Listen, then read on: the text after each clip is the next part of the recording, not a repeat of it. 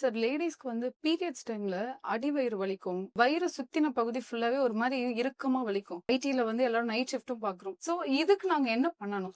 Period டைம்ல அந்த 3-4 நாள் மட்டும் எள்ளு சாப்பிட சொல்லுவோம்.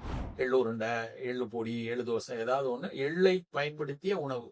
அது 4 நாளைக்கு அதை எடுத்துட்டு 5வது நாள்ல இருந்து 16வது நாள் அந்த நேரத்துல தான் கருமுட்டை வளரும். உள்ள சினைப்பைக்குள்ள கருமுட்டை வளரும். அதை சீராக்குவதற்கு நாங்க சொல்றது உளுந்து.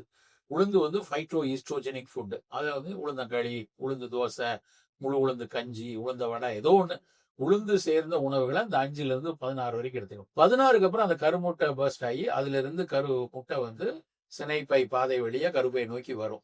அந்த 16ல இருந்து அடுத்த பீரியட் 28வது நாளோ இல்ல 30வது நாளோ வருதுன்னா அந்த 15 நாளைக்கு வெந்தயம் எடுத்துக்கணும். ஸோ எள்ளு உளுந்து வெந்தயம், எள்ளு உளுந்து வெந்தயம்னு ஒரு சுழற்சியா வீட்டுல நம்ம அதை சமைச்சு சாப்பிட்றதுக்கு வந்து ஏதோ ஒரு வகையில அதை கொடுத்து கொண்டு இருந்தாலே இந்த மாதவிடாய் வலி பெரும்பாலானவர்களுக்கு அதுலயே சரியாயிடும்.